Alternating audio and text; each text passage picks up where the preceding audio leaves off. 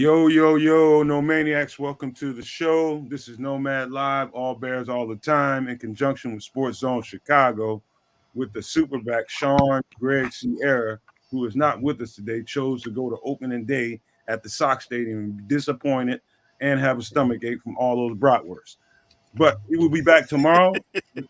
Is my guest. And hey, welcome to the show, you guys. Before we get going, man, let's make sure we get those likes up today, man. Hit those like buttons. And anybody new to the show, make sure you hit the subscribe. We will greatly appreciate it, man. And before as we get going with Kids giving his intro, man, let's tap in, man. Let's check in with everybody. Let's see where everybody's from. It's always somebody new. John Stegmeyer is new to that this first person I've seen. First guy I've seen, first time I've seen him rather. So welcome to the show, John. If you've been here before, I apologize, but this is my first time seeing you. So welcome to the family, my bro. Yes. We're gonna hold on, okay. We're gonna talk about a bunch of stuff, and the thumbnail is whether or not we think the number 9 pick is too valuable to trade down, which and it's probably gonna be a long discussion. We're gonna talk about some 30 visits, we're gonna talk about some combine visits that I don't know got reported out already. And a bunch of other different news and notes that I have over here. But Kids, go ahead and take it away, man. Let's get some shout outs and pleasantries. Absolutely. Yo, no maniacs. Let's get a roll call going. Where you from? Where you at? Throw that in the chat. And it's always good to see where everybody's from. We got Barbecue and Fit across the lake, Zeeland, Michigan. Good to see you there, my friend. Good to see you. Smitty Q in the building. What's up, Smitty? Our guy Plank, number 1, no maniac, representing as per normal. FFG style in there early. Cornelius Squalls in there early. Again, top no maniac. Knox Corbett, always great to see you. Starkey Love, what up, what up? Oliver Chapman, James Ford, Billy Ocean. Miguel right Going here. gets tough, brother. Going gets tough. Who else we got? Got Miguel right there. Oh, my guy, Miguel. Miguel, what's up, Miguel? Good to see you again. There's some new heads here. By all means, like, share, subscribe. Keep supporting the network. We really appreciate it. Jason Jones, the homie Squeegee. As per always, King Booker World in the building. Good to see you, King Booker. Dante Purified. This is the first time I'm seeing you, Dante. Welcome in. Welcome home. We'll have some fun here today. Our guy, Trapper Keeper. What's happening, Trapper? Used to have one of them when I was going to school. It's been a minute, though. Black Diamond in the building. And our guy, Brian Hendren, here with us live and direct. Just, good to always give Brian some love while he's here with us on the show. Normally, Brian's in the back, keeping the 1s and 2s in check. But today, Brian's going to help us up. Hey, Andre Barnes, what's going on? Daryl Gibson, what's going on? And Rowena Witt. Never seen you. Oh, from Gary, Indiana. Right on, Rowena. Thanks for joining us. Please give us a sub. And thanks for joining us as well, Paul Rodriguez. Good to see you, brother. Yeah, man, we'll get it popping here today. I'll throw it over to my guy, C Sharp. Chris, what do you got to say, my brother? Man, it's good to be here. Good to be seen and not viewed. Welcome to everybody in the chat. It's good to see you guys. Don't forget to hit the subscribe button. Please smash that like button. Hit the subscriptions and the notifications. Don't forget to share the content. I'm out here front and center with you guys today. It's good to see Brian and the Bishop. Of course, my guy, Kids, and one and only Nomad. Let's have some fun today, guys.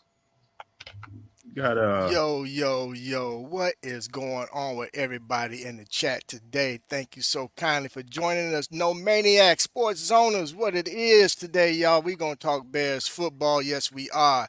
To my diehard faithfuls that are always paying attention but not able to get in the chat, you know who you are, but I'm going to shout you out anyway. Stuart and Sophie out there in Florida. My boy V-Dub in D-Town. Rita, Felicia, my SIU clan, and then my new business partner who chimed in, Miss Rowena Witt. Thank you so much for chiming in today and checking us out. To my guys on the panel, as always, we about to chop it up. We about to get into it. It's wonderful to be on there with you guys today. It's Thursday, Throwback Thursday for some, Thirsty Thursday for others. Either way, we going to have some fun. Brian, what it be, my brother? Well, I'm doing dandy, Keith. I got some big shoes to fill. The super back. Hope he enjoys the game.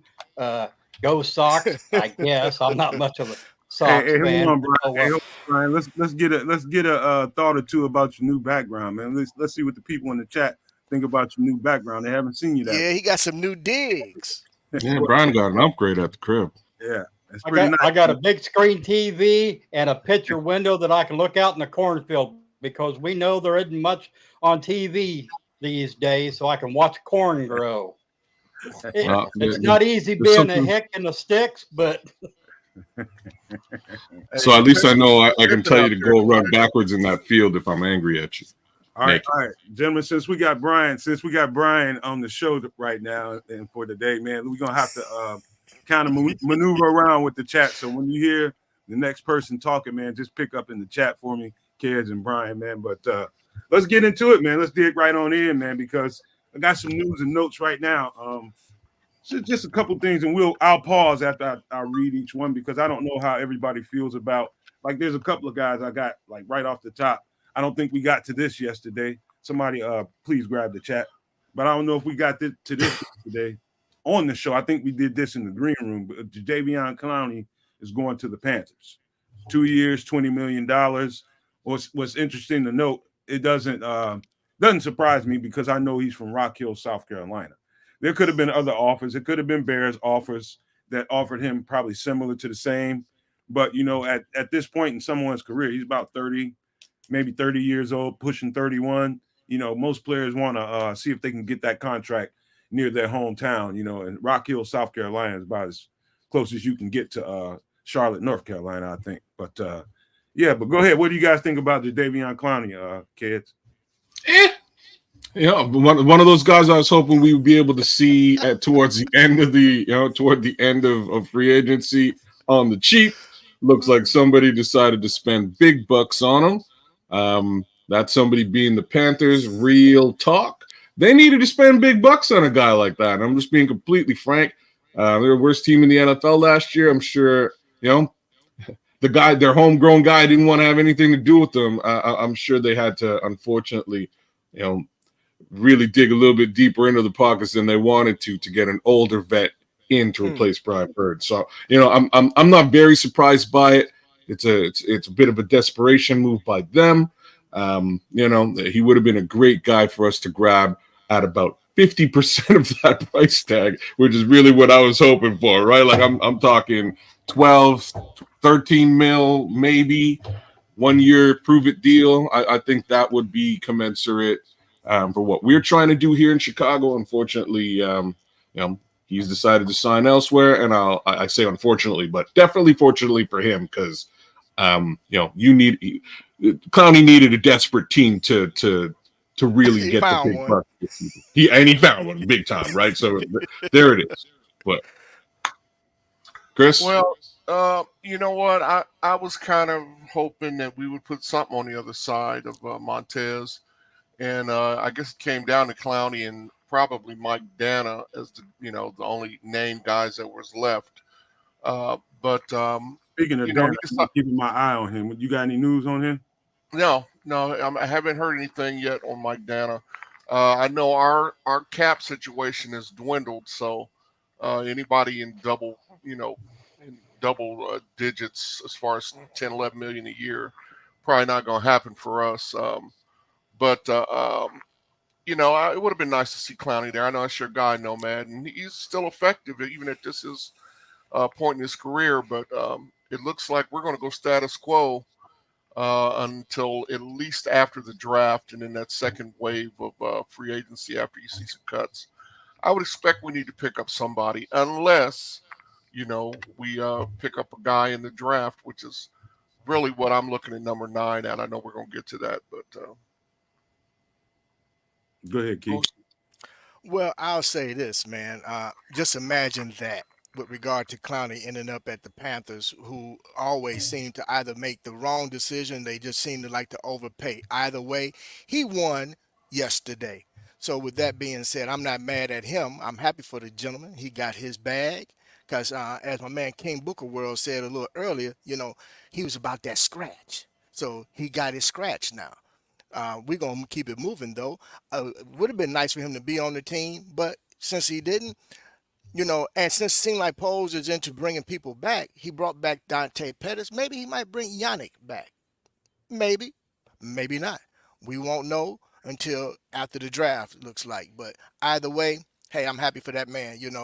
Go do your thing over there with the Panthers, Clowney, because you guys are probably winning, what, 4 games this year? But it's all good. Brian, what you think? Well, hey, congratulations to Clowney getting his money. I think Carolina overpaid. I'm glad the Bears didn't. They got a set amount of cap. By June 1st, I think there's another cut, and they could probably free up, if you want to talk Larry Borum, uh, Mm, Homer, Travis Homer, maybe mm-hmm, even Blasingame. Uh, mm. and there's somebody else that I can't think of that would give them like another $6-7 million roughly. Probably Dominique Remember, Robinson, somebody. yeah, that may be him because he's a big nothing. It'd be Um, 2.5 million is his cap number. I was just gonna say he's yeah, still on rookie deals, but yeah, go ahead, Brian. uh, if you remember, they signed Yannick just shortly before camp, if not the first week of camp. I expect the Mm-hmm. same because, like I said, they can increase their cap. There's going to be teams every year. There's a player that gets, pardon my language, pissed off because they ain't getting paid enough and want to get traded. So there's that option with teams getting draft picks and all like that. They may, bump a vet. And right now, that may be the way for Chicago to go because they're such a young team, depending on what position you're talking about. So I wouldn't worry too much about Bears not signing anybody right off the bat. Once we get talking more and draft and all like that, I'm going a different route than trying to find an edge for Montez because, the last 6 weeks of the season, the Bears defense, if they wasn't number one, they was definitely in the top five. And that may be good enough to get you in the playoffs. Well, I'm done. all right. Well, since we're talking about DNs, Cornelius mentioned Cornelius Squalls. Shout out to Cornelius. Asked if Justin Houston is still available. I do believe so. Cornelius. The cupboard isn't bare. You heard Chris mention Mike Dana, another solid piece. Justin Houston, haven't seen a drop off in him yet. And I know he's like 33, 34 years old. And you He's ignore my age. right. I mean, hey man, I'll let Santa Claus play if he wants to, long as there's a drop off. Hey man. Suit me up, coach. So here's the thing, man. I am still concerned about DN, but I do think there's a couple of nice pieces still left out there. It's bargain basement, but there's still high value in their performance, what they produce on the field. And so I like the idea of Justin Houston or Mike Dana right now. But let's switch topics over to receiver. A receiver I've been keeping my eye on. I don't know if anybody else has, but Wait a second before we jump over to wide receiver. Do you guys want to talk a little about Yannick and the potential of him coming back? I know who No, doesn't want to talk about no. that. Yeah, me too. Oh, Let's let him Have to shine. come back Go very ahead, cheap. take over, man. Go let him go. Listen, Hey, I Chris. mean, Yannick, we did the Yannick experiment. Yannick's 28. That's still a viable number, but he's coming off an injury, and I'm of the thinking he's going to want premium money. At least what he signed for last year was $10 million. I'm not going to Why? give Yannick. Well, because he believes, and probably some others, that he's still a premium piece. And I don't want the Yannick experiment. To me, it came and it failed. I'd rather put that money in a Mike Dana or, somebody that Yannick just didn't do it for me. Chris, you can't literally say that you I think can. I just said it. upgrade from Yannick Ngakoue, man. Yannick Ngakoue didn't show me. I at this point, I'd rather wait and see what Dominique Robinson can do through camp. I mean, there are other guys out there. Mike Dana, Brad Nanai, he's 26. I mean, there's some other guys out there. Rasheem Green's still out there. We thought Rasheem would make the team last year. Well, Right? Yeah. Carl Lawson, he's still there. Shaq Lawson's still there. Charles Harris from West Virginia, he's still there. He played with Detroit last year. These are all guys that are on this side of 30, the right side of 30. hey, Chris, you know what? I'm glad you just mentioned that name because I think it's more likely than not if somebody doesn't pick up Rasheem Green, he returns. I like what he put on the He field. could. He could. He didn't play terrible. No, he I didn't. mean, but he's going to come in at a vet minimum, and that's a guy that you bring in. I think there's a good chance they will bring him back in after the draft, for training camp. That's why Dominic Robinson's not going anywhere until final cuts, unless he just shows absolutely nothing. There's no reason to cut him right now. I mean, you still got training camp to go through. It's not like they need that $2 million cap hit that he's, you know. So there's some options, but I don't want to guarantee Yannick Ngakoue any money at this point. We still have the draft. We don't know what they're going to do with that. At 9, there's a good chance they can get one of the 2 or 3 premium rushers there. So, so let me rephrase where we were, right? So if we get beyond the draft and we haven't and Poles hasn't addressed defensive end edge rusher position, that other the other side of that defensive line, would you be more inclined to take a look at Yannick again? He's asking you, Chris. Too many other options. We took a 10-month look at him last year, and I mean I just didn't see the payoff. Now here on Spot Track they're saying Michael Dana's calculated market value is still $16.7 million. Really? And there's no way at this point he's going to get that type of money. Especially, I mean, he is a young guy. I'm not sure what he did as far as stats. No, I don't know. What did San Francisco do to replace Chase Young? See that? There you Chase go. got 13, didn't he? Right. They got to replace that though. Yeah, but not at that price tag. Like their cap is a bit of an issue over there. If you really think about it, they're paying big money for Christian McCaffrey and the 2 wide receivers, Ayuk and Debo. They're paying pretty quality money. I haven't even touched on the defensive side. So I think in this scenario, he's just simply a cap casualty. They'll live without replacing.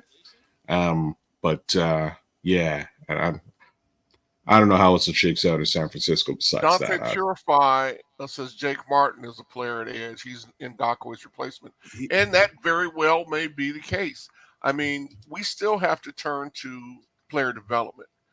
That's always the forgotten part of the equation, is that we get guys, and they're just not camp bodies, but we depend on these coaches. Eric Washington, we've always said, best D-line coach in the league.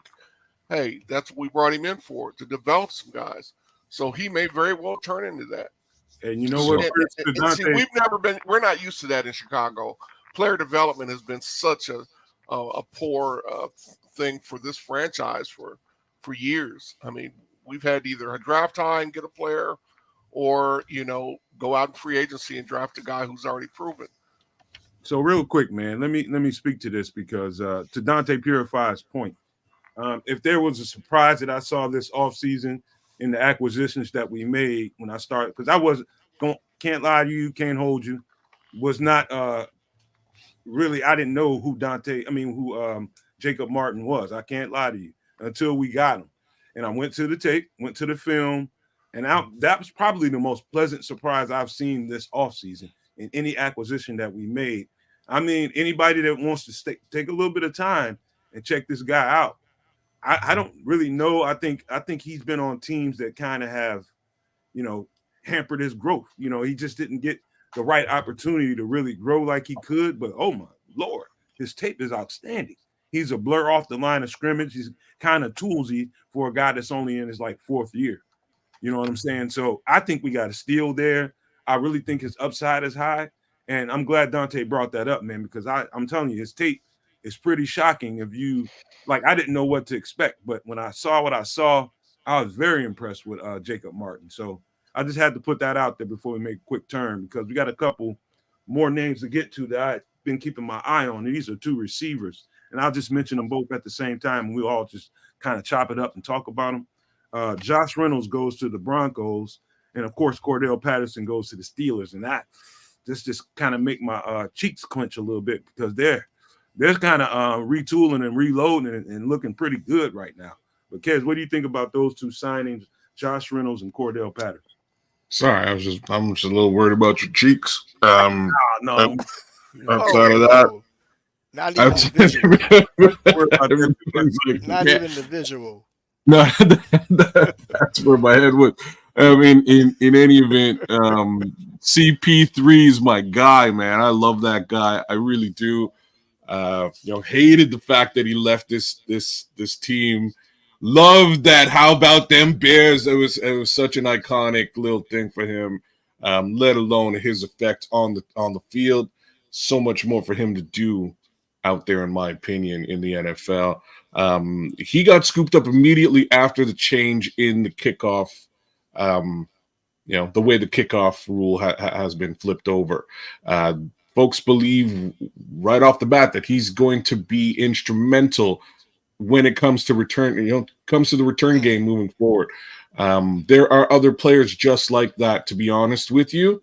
And if you really look at the way that this new kickoff shapes up, they're kind of putting the players right up against each other so that there's no, that gunner case scenario is basically gone. There's no gunner anymore, which is something I love Cordell Patterson for, right? I love the fact that he was probably not only the most likely guy to run a kick back, but he's also the first human being on the other side of the field when we're kicking. I don't think you're going to see that gunner anymore. And if that's the truth, you kind of got a guy gaining momentum and with good field vision now and the ability to make it around whatever little scrum is sort of set up in front of him. This is going to be an interesting situation, and I have to say, we're probably in store for a bunch of I'll be completely frank, a bunch of breakouts by way of special teams this season with the change. Cordell Patterson isn't really a breakout; it'll just be par for the course of more of the same for him. He's that good. But a guy like Velus Jones, for instance, who I don't necessarily always talk about in a positive light, I could see a guy like Velus Jones really owning, really taking advantage of this. Laviska Shenault, for instance, on a completely separate team. Just a good field vision, good hands, and speed case scenario. Simba Webster, again, who's also, is he still on our squad? I think he's still somehow he's on our he's on the squad. I think so. Again, he's really good at this stuff too. Players like that, I think you're going to see a heck of a lot more from in this coming season. So, well, go ahead, man. No, you go ahead. No, I was just going to say, Cordell, he's still that kind of toolsy player that you can do a lot of stuff. This whole kickoff modification, I don't know what to think of it. I know player safety is at the root of it, but I think it's probably going to make the game more exciting, I think. I don't know if it's players. I don't mean to cut you off, but I don't know if it's really, like, they may say it's player safety. The way that it looks to me, again, I guess it's a little bit of both. It will add much more points by way of special teams. It actually will bring the kick game to a different place. The safety piece is really, again, you just don't have human beings running full tint, just blowing people up, which is like my son's favorite part of football. You know what I mean? Is catch a guy sleeping on that return and blow his day up. We're not going to see stuff like that moving forward in the NFL. And at the same time, if it's successful and we do see a lot more returns, we'll see if this actually gets adopted at other levels. I still think we'll see some of that. They're just not going to have the same amount of run up I mean, I don't have the same amount of momentum, but it could be a good thing. I haven't watched enough XFL to know how it works, but I think you'll see a lot more returns for touchdowns, and anything that adds excitement to the game. I guess I'm for. I'm a traditionalist at heart, so I don't like fooling with the rules too much, but we'll see how it works. Well, let sorry. me whiz this turn right quick because we do got a bunch to get to, kids, if you don't mind. But what is it? No, it's cool. All right. Because this is just a personal note I wanted to put out there. A guy that I've been kind of keeping my eyes on to see if he would be able to come back healthy and get out here and touch the free agent market, get his release to hit the market. And that's J.K. Dobbins, running back from Baltimore, who just got the healthy release from the doctors, and he's already out there in L.A. With Harbaugh and Greg Roman, who he played with in Baltimore, averaged about 5 yards a pop. Just looking at him on film, I hope that limp in his giddy up is fixed, because I think it almost looked like I didn't see him being able to come back and be full speed. He's probably out of 10. He looks probably about 7.5 after the ACL injury he came back from. But now he's coming off of an Achilles now. But if he's healthy and 100% with no setbacks, that's a guy I wouldn't mind, taking a good look at. You need backup. You know what I mean? We don't know what's going to happen with Khalil Herbert. And it's just a little side note that I wanted to throw in there. If anybody got something to say about it, go right ahead. But I just wanted to touch on that before we move. Anybody? Well, I will say, like, I don't trust any of the Baltimore Ravens running back case scenario over the last few years. Not Gus Edwards, not J.K. Dobbins. Neither one of those guys really, they're a run first team and have been for quite some time. And those guys haven't really taken the most advantage of that. Now, a lot of that is due to injury. Let's be completely frank and clear. Both of those two running backs have been injured back to back, on and off, for the last couple of years. That also doesn't bode well for him moving forward. So if it was me, I'd dodge him like the plague. I'll be completely frank about that. Just me. If I was a better GM, I would not want to have anything to do with that. I would say Khalil Herbert is much more reliable, at the very least, as a backup. If we have issues with Khalil and his performance, that's one thing.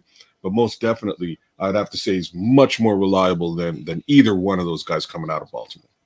I wish Dobbins the best, man, in regards to his health, but hopefully he lands somewhere nice.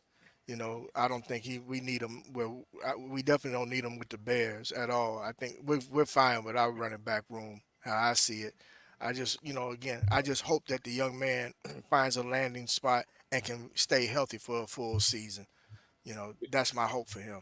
It was just a personal note for me because I've been keeping my eye on him since he came out. He's only had, I think, one season where he might have got 9-10 games in. He's just been jacked up the whole time he's been in the league, and I just thought highly of him. It was just something, personal for me. I had to throw it out there because I like the kid. Man, he's a good player, man. Oh yeah. But given his injury history, there is a guy still on the market that we haven't looked at that I think would add, that has much less of an injury history. Clyde Edwards-Helaire. Oh yeah. He's still on the market, man. And that brother's only 24 years old. So, I know he was injured. He kind of lost his spot to Isaiah Pacheco. But, as far as a dual threat, I love that kid at LSU. And then he got that injury. But he's still out there, and he's not going. He wouldn't cost you a ton of money.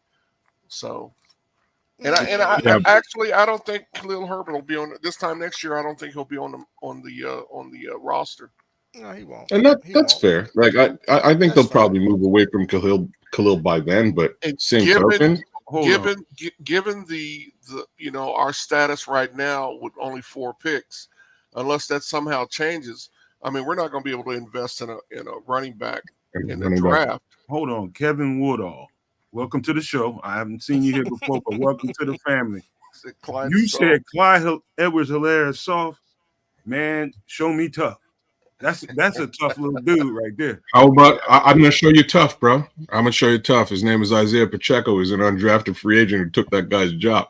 Well, That's my problem with PH. That doesn't mean he's soft now. Come on. No, No, but that here's was what it means. It means he's softer than the other guy who runs hard as all get out. Like No, that's I don't what think it does. I don't think it does, kids. You say players never lose their jobs to injury, and we know that's not true. Isaiah Pacheco was given a chance, and he made the most of it. I liked Isaiah Pacheco at Rutgers. I mean, I scouted him and who's the wideout at Green Bay? They both Bo Melton?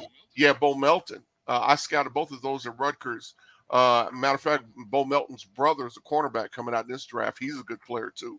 So Isaiah Pacheco. It didn't surprise me that he took the job and kept it. I don't think that's shows that Edwards-Helaire was soft. It just because the brother's not soft, man. He's a little bowling ball. He can catch the ball and runs hard. He just got hurt and he lost his job because of injury. Kevin, I think that's pretty much all. Kevin Woodall, hey, shout out to you again.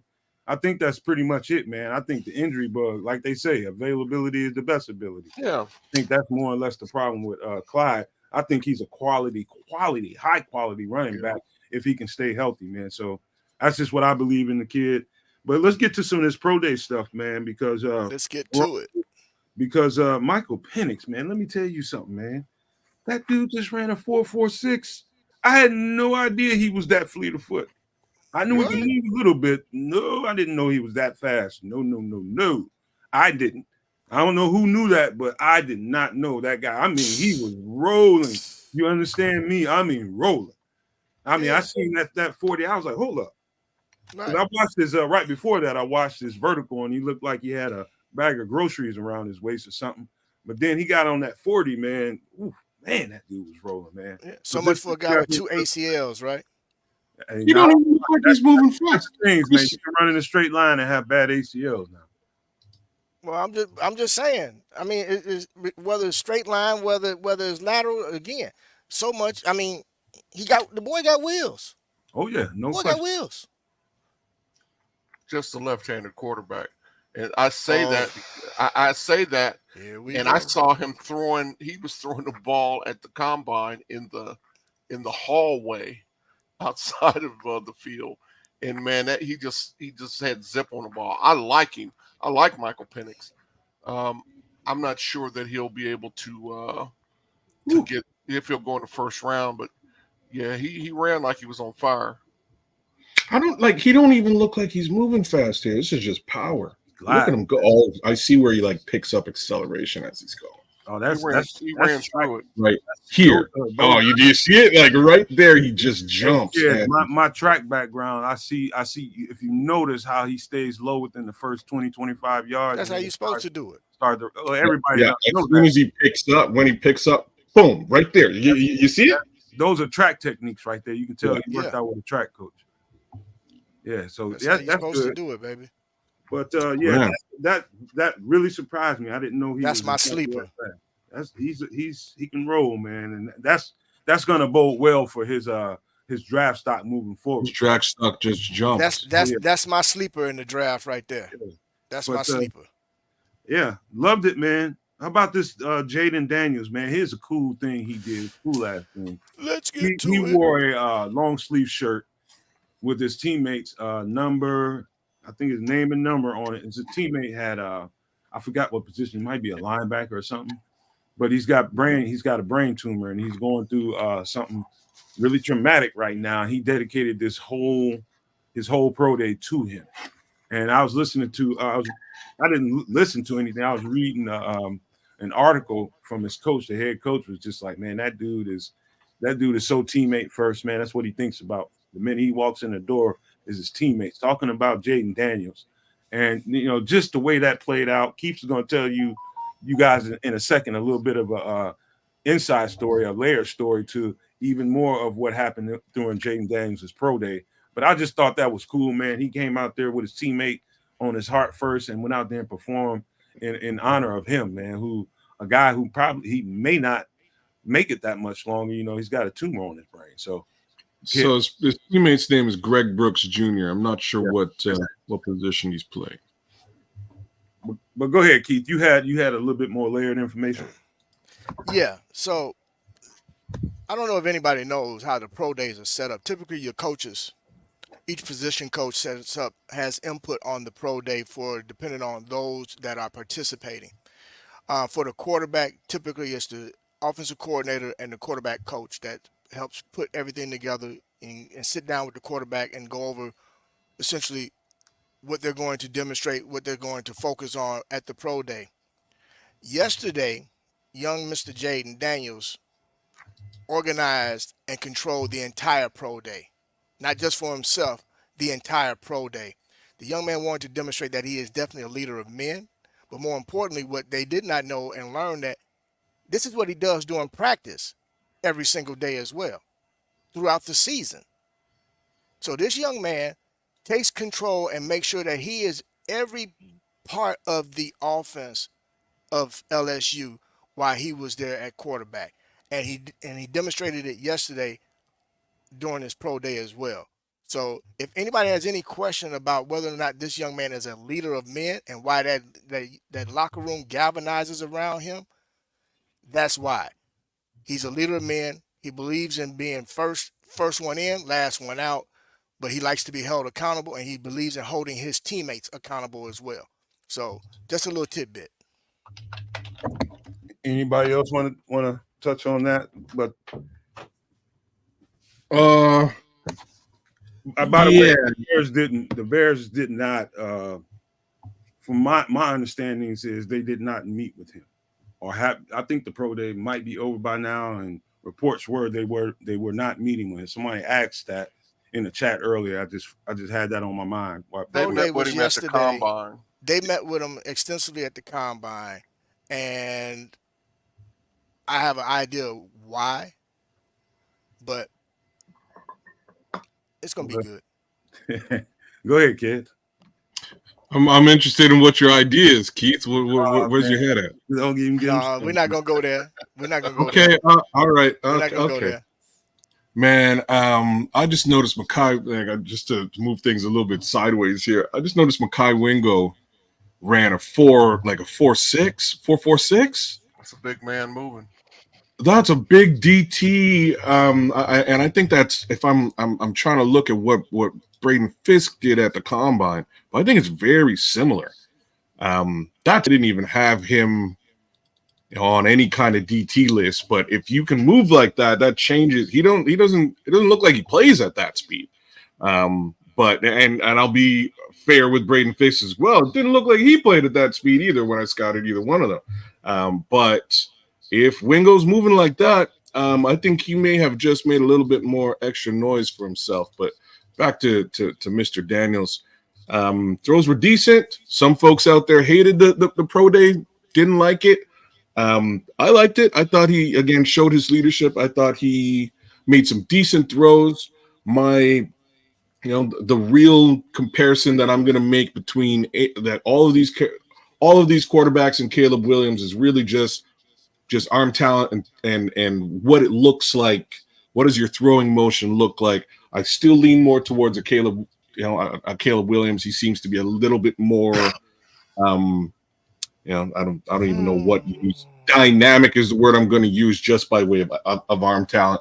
But the kid hit all he hit all the needed throws. Like I don't have anything really negative to say about JD. I do think, I do think that as a leader he showed up as well, especially sort of given what Keith just laid out there for you.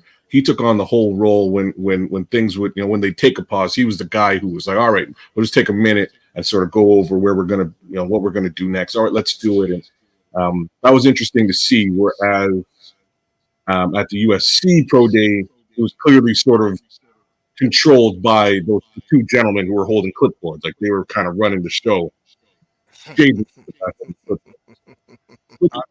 I'll tell you something, man. I'll tell you what I came away impressed with Jaden Daniels. I watched all of his throws. What's impressive to me is the matchup with the film and the way he looked, his form on out there on his pro day, it matched all the way up, man. His Yes. presence in there, man, is exactly what. Consistency. Yes, He looked like C.J. Stroud. yes, that's He where you A got lot like CJ He Stroud, looked actually. like ball C.J. placement and Stroud. everything. And I went I'll back let and y'all say it and not me. well, I went back and looked at more of his He did. tape because when I looked at his tape the last time, it was before the Bears had traded Justin. And so I was concentrating more on Malik Neighbors and Brian Thomas Jr. But you know what? Jaden Daniels, he looks. And I had heard somebody say his pro day wasn't that well, and I went and looked at it, man. Yeah, he missed one or two deep balls, but I mean that doesn't Who that don't miss? people. Who don't I miss know those? exactly. It didn't mean anything to me. So, and Keith, I know exactly where you're headed. I mean, I cannot get the value of the number one pick out of my head. The value plus a good quarterback. And so, I'm not going to go any farther than that, but the Bears do have options with the first pick. Hold on, They- Illy Jones, man. You gotta watch a little closer, man. He is dead accurate, man. His ball placement is exactly Yeah. like CJ Stroud, man. Seriously, Illy. Just had to combat that thought for you. Go Yeah, ahead. well, no, I'm gonna it's a very good comp. I'm gonna grab some stats, and I'm not talking numbers. I'm just talking how he looked. And I know it's a year later, but I think Nomad can vouch for me. When last year I liked C.J. Stroud better than everybody. Oh yeah. Chris. I liked him. Hendon Hooker. I will say this: Hendon Hooker was the guy I was really crazy about, and he got hurt. But Hendon Hooker and C.J. Stroud were the two quarterbacks for me last year. Hey That's all. Chris, you said you're gonna grab some numbers, right? How about this? 72%, a little over 72% completion ratio. 40 touch, I believe it was 40 touchdowns to 4 interceptions for the season, something to that nature. You can check that just to make sure I'm correct on that. But he only had 4 interceptions the entire season last year, so I think he's pretty doggone accurate. And he played in the SEC. Yeah, that says a lot. So here's and I'm not sure, like, take this as you will, is probably the best thing I'll say. He does I think Stroud is the best comp because that's who he reminded me of as well. Here's my fear. My fear is, like, is this quarterback being propped up by two of the best wide receivers in the nation? And that's sort of where my headspace is right now with him. Like, those two wide receivers are amazing. And sometimes it's a little bit of both. I don't Just think sort of that would want affect You his you you, you interception can't rate. you You have can't to be look at his interception rate. it's a good place. you can't be a great wide receiver without having a pretty good doggone quarterback, and you can't be a pretty doggone good quarterback with having some pretty doggone good wide receivers. You got to have both. You can't have one or the other. So that whole thing, I've no, seen either and or. I've seen either and or. I yeah, have. you seen the and or, but then in the end, with the and the or, do they win? Kids, give me an answer. Even that metric, I like. Interceptions is probably the best metric to And this look young at man, I it. think, is this year's Heisman Trophy winner, right? And I know that's a popularity contest to some, but he did win the Heisman this year, right? Yes, he did. And what conference did he play in again? SDC. Well, let me. So what's that level of competition compared to other conferences? Come on Well, now. we've been Yeah, over that okay. one. We've been over that one. Let me address something. Illinois Jones. He said he watched all the tape, and I believe you did, man. I could tell he's a football watcher. He watches film. I can just tell by some of the nuanced answers he gives. So I can tell that about Illinois Jones. Here we And go he with the asked me age, who I thought was a better, who had more upside. I think that's what he asked. It's something like that. Between who and who? Between Jaden Daniels and C.J. Stroud. Only C.J. reason I Stroud would threw do- for 66% of his passes his senior year. Right. He never threw for 72%. I don't think He's a really good comp, guys. Yes, it is. That's what you keep seeing over and over. And the more and more you watch his film, you see a lot of C.J. Stroud. That's the comparison you get. But if I had to give one and a nudge up and it's a small nudge. It's just because Jaden Daniels has more mobility. That's the only difference I would say was a difference between them. It's just he's just a little bit more slick and moves a little bit faster than C.J. Stroud. C.J. Stroud can move, but not quite as fluid as Jaden Daniels. So that would be the only difference to me. No, this is a really good comp, and why I'm saying this is that CJ came out of a program where, again, he had two really good wide receivers, right? Like it's a pretty even Steven if we're looking at college numbers. And I think, Chris, this is a viable exercise for us to do and maybe present at a later date. I'm really looking at those two quarterbacks themselves and getting an understanding as to what we might be able to expect, what folks may be able to expect from a Jaden Daniels coming out. Kids, I'm sorry, I want to interrupt everybody for a moment here because I want to direct something to Mr. Illinois Jones. Hey man, don't curse at me, brother. Don't. No, wait. Don't. He's just let him. I'm just but no, we're gonna correct it and understand it. I don't think he's cussing at you. I think he used a curse word to make it. Okay, well, you can make your point more eloquently than that if you're intelligent. Carry on, guys. Hey, Chris, let's get to a station ID on the other side. We'll check out the actual conversations and the visits they have at the combine, and also their 30 visits, their official 30 visits that are out now. All right. The best Chicago Bears content anywhere. Catch Nomad live pregame 1 hour prior to kickoff, and Nomad at night postgame, and every Friday evening at 7 p.m. Central on all the most popular streaming platforms, and only on the Nomad Network. That is right, you guys, man. Please get those likes up. I don't know how many we have, but I know it's never nearly enough with how many people are live in the chat. So just please, for a second, pause and hit the like. And if you're new to the channel, if this is your first time visiting here, welcome to the family. We would greatly appreciate it if you consider subscribing to the channel, man. I think we put out some pretty good content. I think we're worth it, and we'd appreciate the subscription because we are on a hard push to get to 2,000 and beyond. And so anything right about now would help us. It'd be nice to look after the show and see 30, 40 new subs in there, but that's pushing it a little bit. But all we can get, we will take and be glad for them. So again, let's talk about some of these those visits at the combine, because there's some names in there that I didn't even know of, Chris. Okay, so according to Ian Rappaport, they visited with Jaden Daniels at the combine. Didn't know that happened. Of course, they had a 15-minute meeting with Caleb Williams. I don't know if I heard about Jared Verse. I may or may not have. Liate Latu. Drake was 10. What's that? Caleb's meeting was 10 minutes. Okay, 10 minutes. Liatu, he came and visited with him. Drake May, X-Worthy. I like that. Jatavion Sanders, like that. I like that too. Joe Alt, Olu Fashanu. For all these people that may be listening to an audio platform, I'm just calling them out loud. And for those who might not be able to see the screen, Olu Fashanu, J.J. McCarthy met. Rome Odunze met with the Bears, and so did Zach Frazier. And so, guys, any of these names up here, I don't know if there's a name up here that surprises you, but you want to talk about any of those guys, go right ahead. Well, Drake, I know North Carolina's pro day is today. I don't think Ryan Poles is there. I don't know if he sent a contingent, but I'm pretty sure Ryan Poles is not there. No, I think he said he was not going. It was the offensive. It was the quarterback coach. Poles. He did send a contingent. Oh, but Drake May? No, he said he was sending a quarterback coach.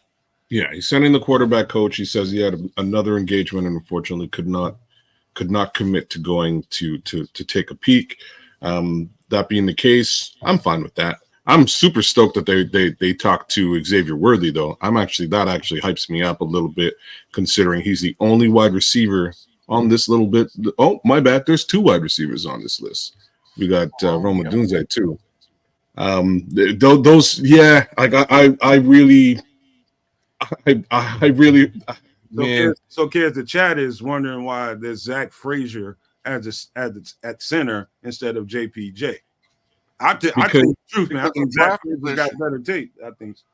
Well, well, I that's think not it. because of draft position. I mean, Yeah, we're that's it. seeing JPJ's projected to go in the first round, and I hope they don't spend number 9 on a center. Not saying Yeah. the guy's not good, but I think you can get better value later in the draft. So, and Frazier, the way he's risen, I don't know that he lasts much longer than the top of the second round. So Yeah, I don't. Go Cornelius, ahead. just wait a minute, Cornelius. You'll be surprised on this next one, man. I think the 30 visits are a little bit more interesting.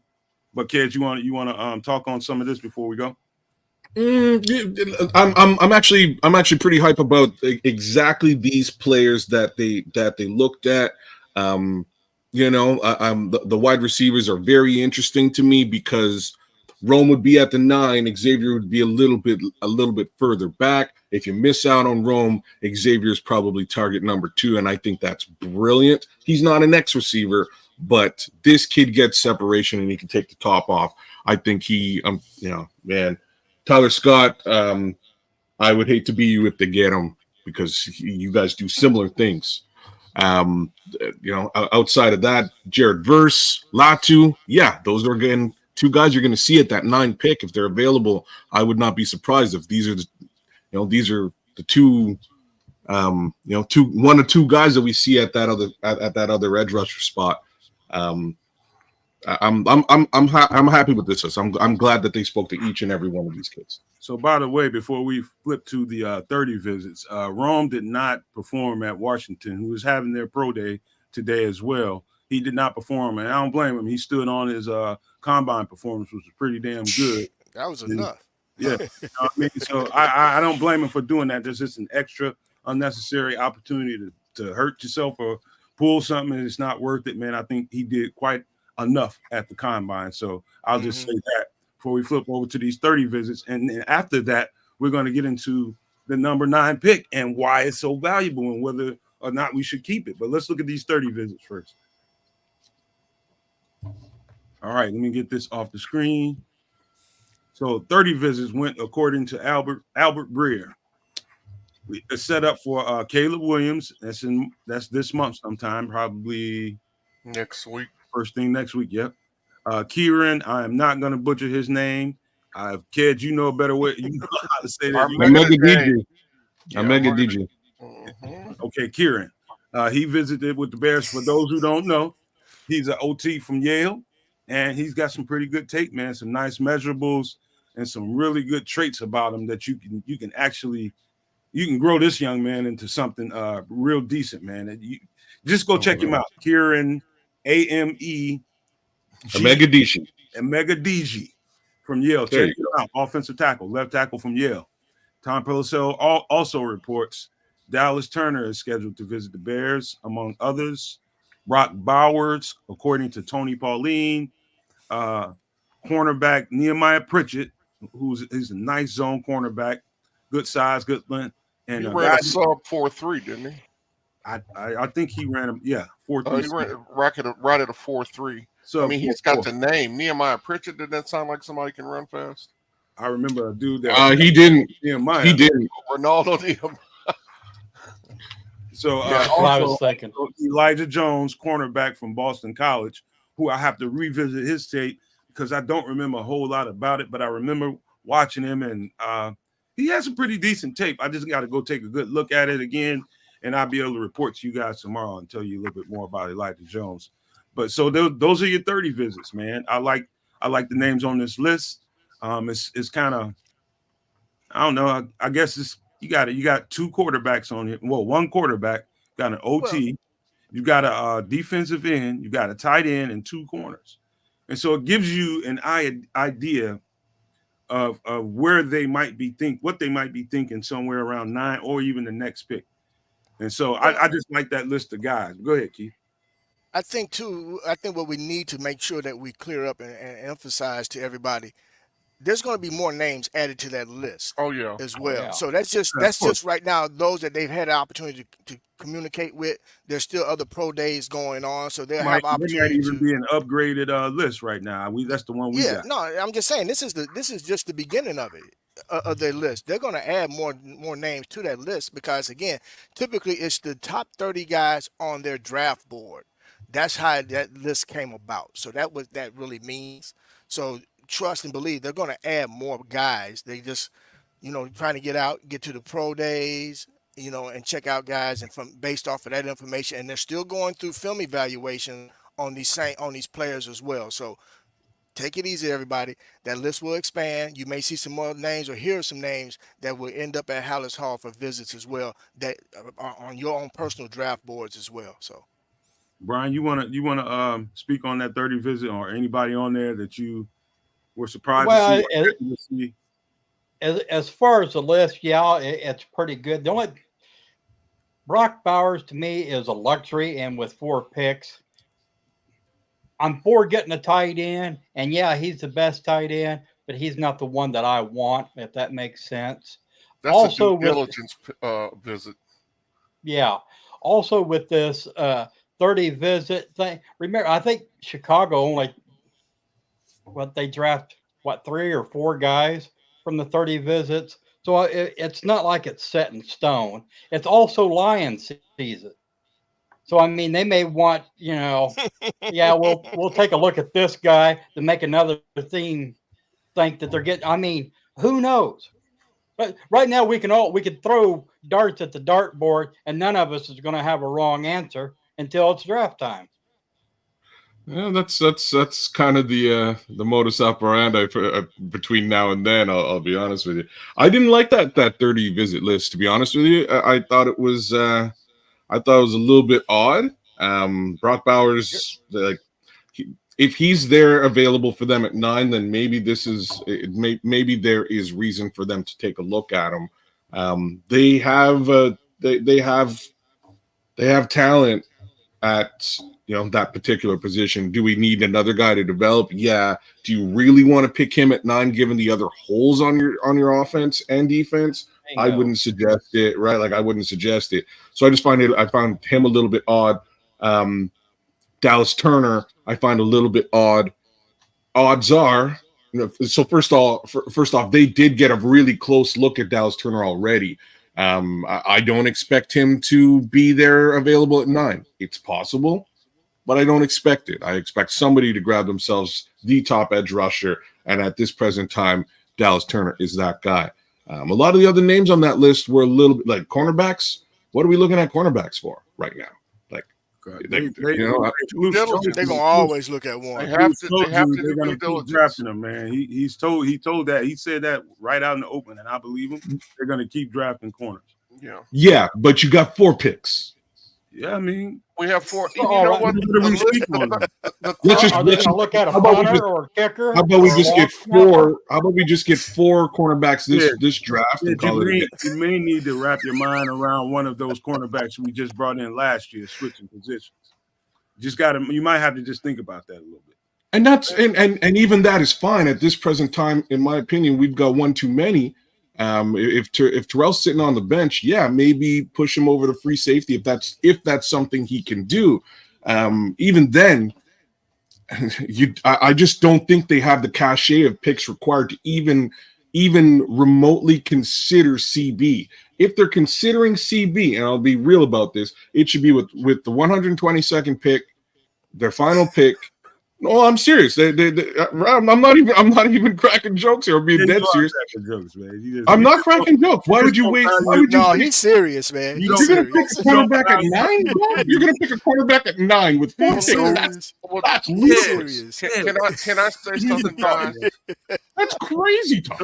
The bigger question to me is: does anybody, and maybe I'll throw this to folks in the chat, is there still a possibility that we gain more picks? There could be a trade. Yes. There could be a trade, a draft day Yes. trade, sign and Yeah. trade Jalen Johnson. We don't know. Well, Whoa, Jalen Johnson. Whoa, Jalen pump the Johnson. brakes. Man, Pump everybody the needs to time out. brakes. Give me a second. Give me a Wait, second here. This no, man just no, said Hold on, bro. they're going No, to draft a wait. Hold cornerback. on, bro. And then he I'm went into Unheard trading the quarterback we have to get another quarterback. That's just the I'm getting craziest White stuff. Sox I'm- flashback. Hold on, I'm hold gonna on, pour because water on my wait, head. guys. I think Nomad was asleep when we signed Jalen Johnson to a 4-year contract. I said don't know a the- sign and trade. We're going to replace the No, cornerback he's that we signed he's for 4 already years signed, with bro. a rookie cornerback. Sign and trade. You can do that at draft day too, brother. You With can. Jalen Johnson? Oh my Lord, help us. Help They us, can. You Lord. can. You But that's can, crazy. but- That's Yes, just it crazy. would be. Why I would just you do threw it that? out there, man. Damn. Well, All right. they're not going to trade It's him not, and accelerate. it's not financially sound. It's a ridiculous accelerate- idea. Hey, look, we accelerate talking all about of his Nomad, contract. man. We talking about I Nomad. know. So let's I not know. talk about. Remember, he said he don't care nothing about the purse. It ain't his money. Well, Y'all, you know ain't what? y'all either. It ain't about the money. It's about the cap space, because all that accelerates if we trade Jalen Johnson.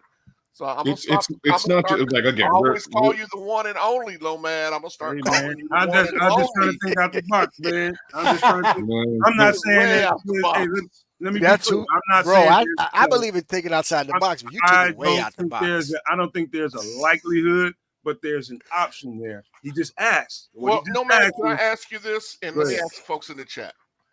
Given some of the recent things that have happened here in the last few days with Caleb and some of the oddities we've witnessed and some of the things that are being said, which in my mind doesn't affect a lot of what his ability, but I mean he's taken maybe a little bit of a hit as far as I don't know, from just a little bit of a hit, we'll say that.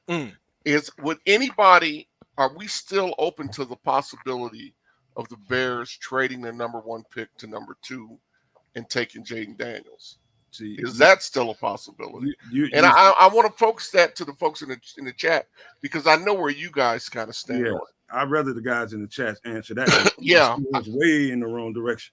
'Cause, Yeah, I just, that's what I want. I want to see how receptive they are to it, because I think everybody in the world right now is taking it for granted that we're going to draft Caleb Williams.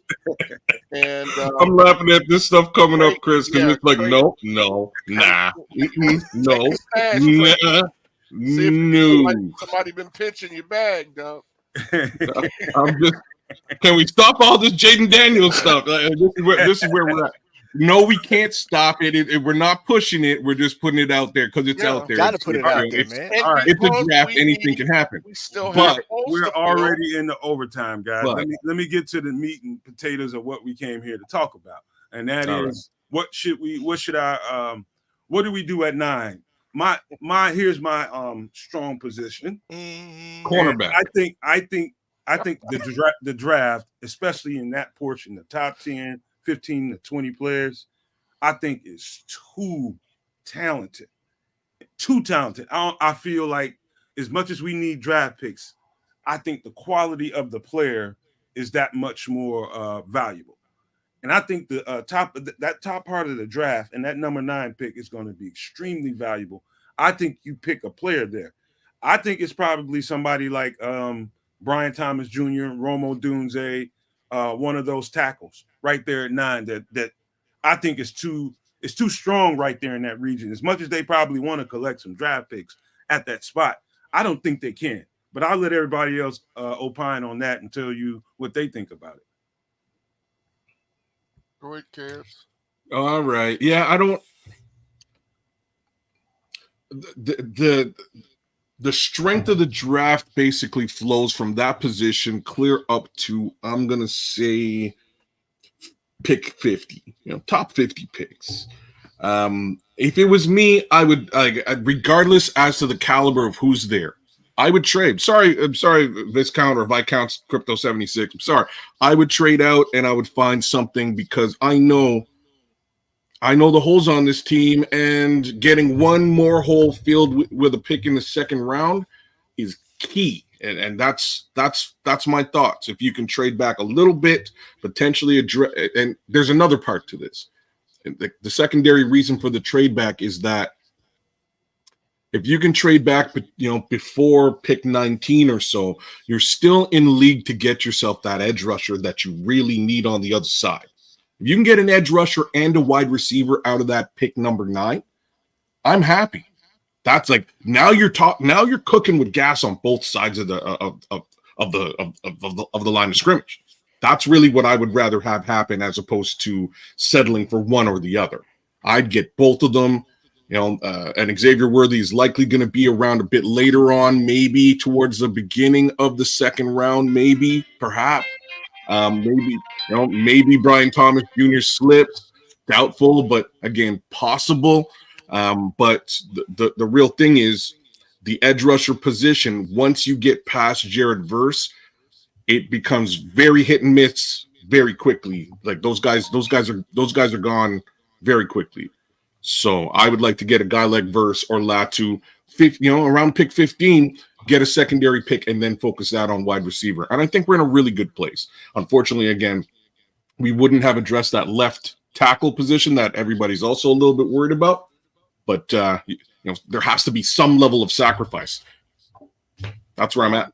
Under the assumption that you can, when we're going to keep number 1 and we have to trade 9, it's got to be. It depends on how far you're trading back, and are there enough players there to satisfy your needs once you get to that draft that you traded for, the pick you traded for. Now, if they're trading back to 13, you got to have 4 players you're comfortable with. Now, as you guys know, I feel like we can get an impact wide receiver later in the draft. Yes. Okay. I know everybody's. If they draft Rome Odunze at number 9, I will be highly disappointed. I'll be highly disappointed if they draft any wide receiver at 9, because for one, we have 2 stud wide receivers on the roster. Yes. And we've got this massive hole on the right side of our defensive line. So my only thoughts are, if we're going to trade back, say, to 13, we got to have 4 players that we're comfortable with taking. Okay. And that would be, to me, one of the tackles, and I'm going to include Alt, I'm going to include Olu, and I'm going to include J.C. Latham. I knew it. Yeah, you knew it. And then you got edge rushers, you got Latu, and you have Verse. If those 5 players are still on the board at 9, which they probably won't be, then I'll trade back because I'm assured of getting one of those. That's the only way I'm going to trade back, because it's not drafting the position, it's drafting the correct player. Quality. You got to get the blue chip player at that spot. Yeah. And for me, those are the only 2 positions that I see worth investing at 9, that high, or at 13, because I think you can get a quality wideout later in the draft. I mean, Odunze is good. Okay, I'd rather have Brian Thomas Jr. Neighbors is good. I'd kind of rather have Brian Thomas Jr., but they're 2 different receivers. The only receiver I think that is blue chip, can't miss, is Marvin Harrison Jr., and he'll be gone before then.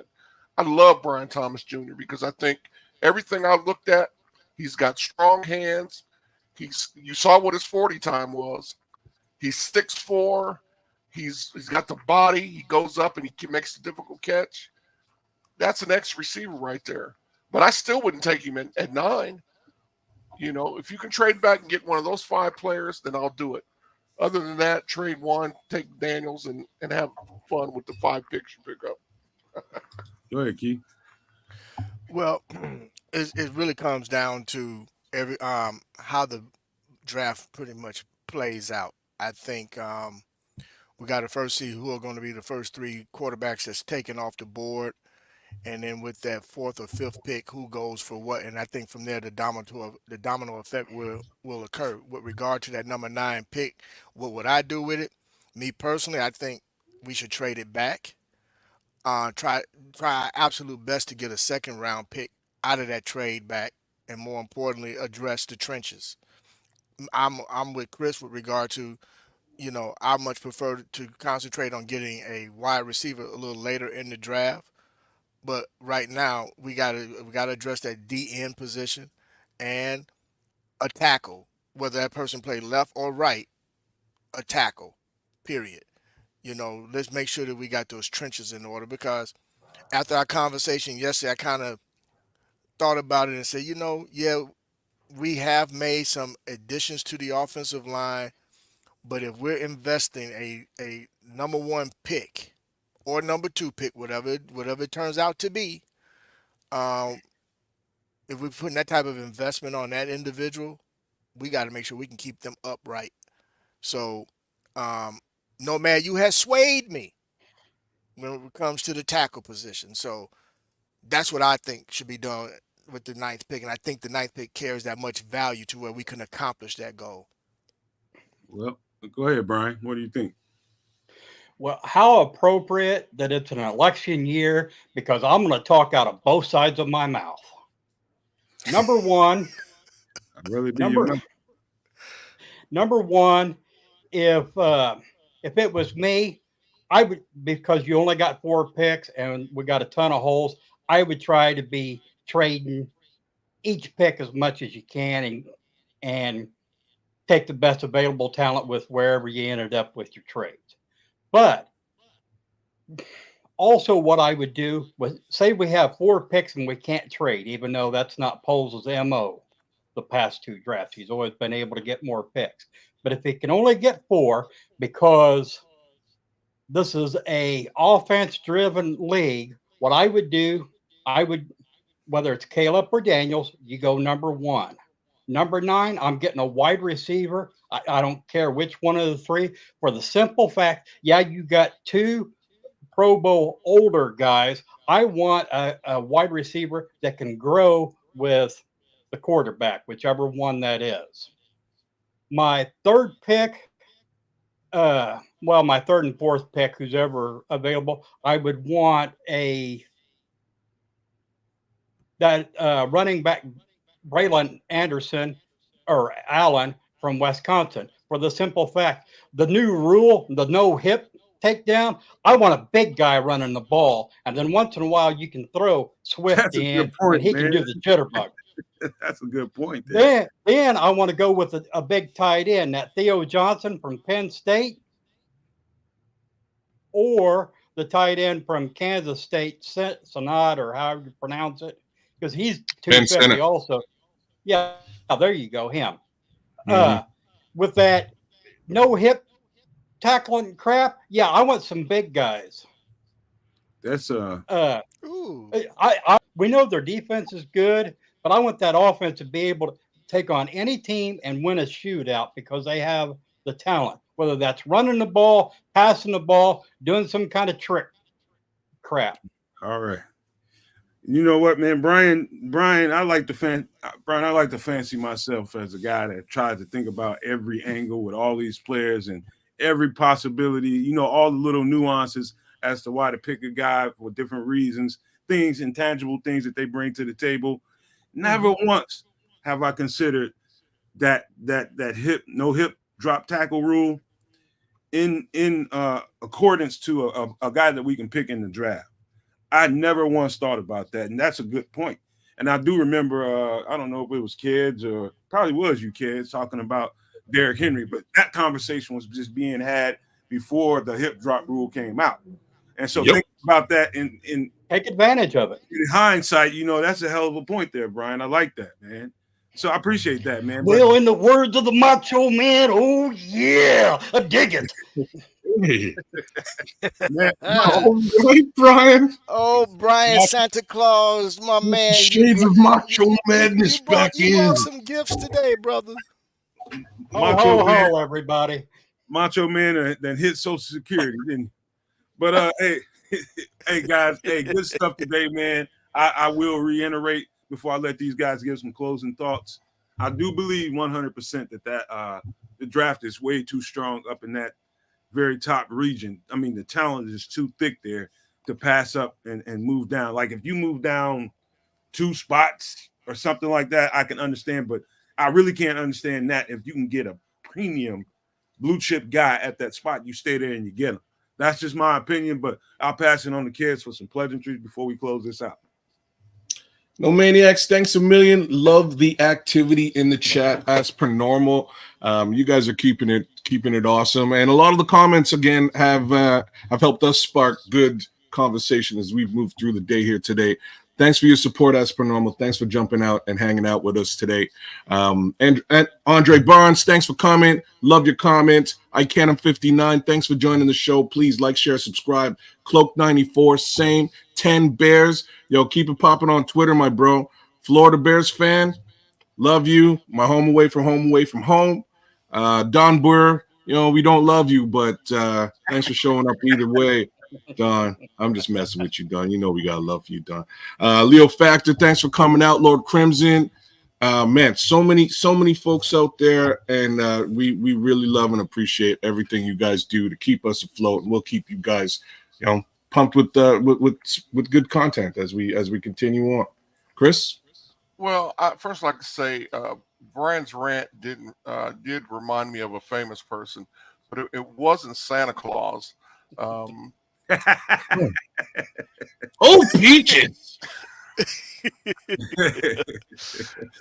The old Gabby prospector. The old prospector. Listen, guys, thanks for joining us Give today. me my pickaxe. We had a good time today. It was a good, solid discussion and debate.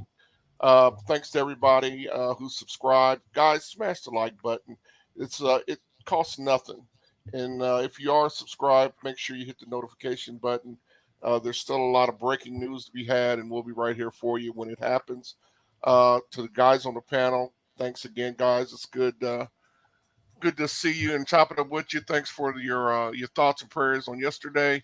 And listen, let's just continue to bear down. Appreciate it. Nomad, thank you for your concern, brother. Love you. Love you back, man. Real talk. Even though you don't like my sense of humor. But... I don't like your ass right now, but I love you. Go ahead, Keith.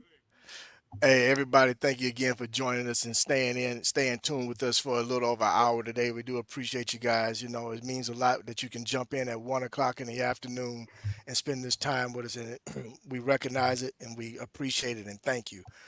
For my brothers on the panel, as always, it's nothing but love and we enjoy talking Bear football. Brian, you was on fire today, brother. You was on fire. And Keds, my man, I hear you, brother. Nomad, we're gonna work with you when it comes to this purse, brother. We're gonna work with you.